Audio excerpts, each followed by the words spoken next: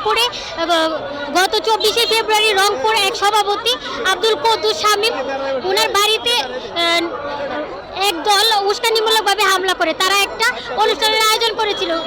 23শে ফেব্রুয়ারি একটা অনুষ্ঠানের আয়োজন করেছিল, কিছু খানা পিনার এলাকার লোকদেরকে খানা পিনার একটা অনুষ্ঠানের আয়োজন। আর ওই দিন যখন হচ্ছে আমাদের ভাইয়েরা মানে ওখানে লোকজনরা যখন ডেকোরেশন তৈরি করতেছিল, একটা ব্যানার তৈরি করতেছিল, সেখানে আইসে মানে পরিস্থিতি ভালোই ছিল, এটা তৈরি করতেছে। এখন লোকজন এসে ওরা উস্কানি দিয়ে গেছে। জামাতের নেতা নূর আলম উনি বলে গেছে যে আপনারা যদি এখানে এই ব্যানারগুলো করেন কালকে এখানে হামলা হবে।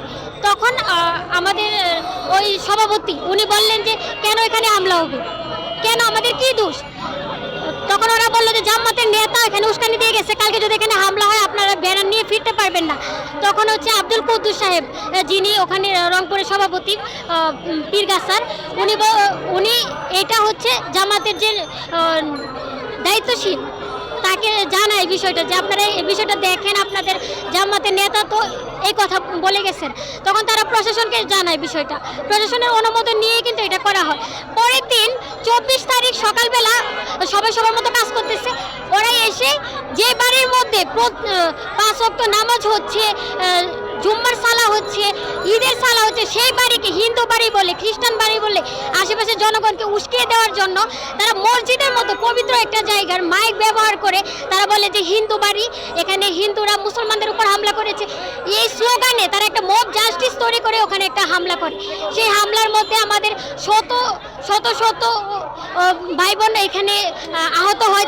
15 জনের মতো এখন হাসপাতালে আছে, তারা হচ্ছে হাসপাতালে মৃত্যুর শয্যায় লড়তেছে। তারা এখানে মোটরসাইকেল ছিল, মোটরসাইকেল পুড়িয়ে দেওয়া হয়েছে, বাড়িঘর লুট করে নেওয়া হয়েছে, পশু পাখি নেওয়া হয়েছে। এমনকি তাদের কত বড় দুঃসাহস, আমাদের বাড়ি থেকে গরু চুরি করে নিয়ে ওই গরু জবাই করে তারা উৎসব করে আমাদের বাড়ির সাথে। কতটা নিকৃষ্ট ওরা, মাথার মধ্যে টুপি পরে, পাঞ্জাবি পরে, দাড়ি রেখে, কত বড় নিকৃষ্ট আপনারা চিন্তাও করতে পারবেন না।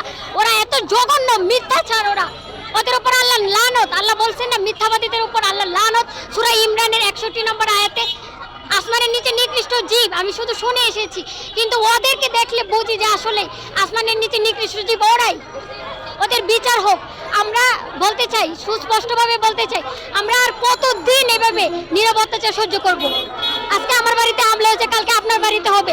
যদি ওদের বিচার করা না হয় একের পর এক এরকম চলবে, মব জাস্টিস নামে এগুলো চলবে। এই দেশটাকে নরককুণ্ডে পরিণত করে দিচ্ছে ওরা। 2 দিন পর পর মব জাস্টিস তৈরি করতেছে ইসলামের নামে। শান্তিপূর্ণ, ইসলাম তো শান্তিপূর্ণ, তাহলে ওরা তো ইসলামের কথা বলে, তারা ইসলামের কথা বলে এগুলা কেন করছে? হিজবুত তৌহিদ এমন একটা সংগঠন, দীর্ঘ 30 বছর ধরে তারা মাঠে ময়দানে কাজ করতেছে। তাদের কোনো একটা আইন ভঙ্গের রেকর্ড নাই, তাদের কোনো একটা অন্যায়ের রেকর্ড নাই। আমি বলবো হিজবুত তৌহিদ ভদ্র একটা সংগঠন। হিজবুত তৌহিদ সর্বোচ্চ ধৈর্যের পরিচয় দিয়েছে। তারা যদি তাদের মতো উগ্র হইতো, ওখান থেকে একটা সন্ত্রাসী ওই দিন ফিরে যেতে পারতো না। আপনারা কি শিওর যে আপনার জামাতে ইসলাম আপনাদের বাড়ির উপর হামলা করেছে? জি আমরা শিওর। নূরে আলম 2 নং পারুল ইউনিয়নের উনার নেতৃত্বে এই ঘটনা ঘটে। ওরাই এই উস্কানিমূলক কি করে। এর আগে ওই যে নোয়াখালী লেপাড়া বলা হয় রংপুরে, ওখানে একটা জায়গা আছে নোয়াখালী লেপাড়া, ওই বাজার থেকে তারা একটা মিছিল নিয়ে আসে যে হিন্দুদের উপর, হিন্দুরা মুসলমানদের উপর হামলা করেছে। কিভাবে এইগুলো ওরা রটায় মসজিদে? তারপর লোকজন জড়ো করার জন্য মসজিদে যে মসজিদের মাইকে ওরা স্লোগান দিচ্ছে যে হচ্ছে হিন্দুদের উপর, হিন্দুরা মুসলমানদের উপর হামলা করেছে, এই স্লোগান দিয়েছে। এবং তারা বলেছে যে হিজবুত তৌহিদ নাকি হচ্ছে মুহাম্মদ হযরত আল্লাহ রাসূলের নামে কটূক্তি করেছে। তারা তৌহিদি জনতার ব্যবহার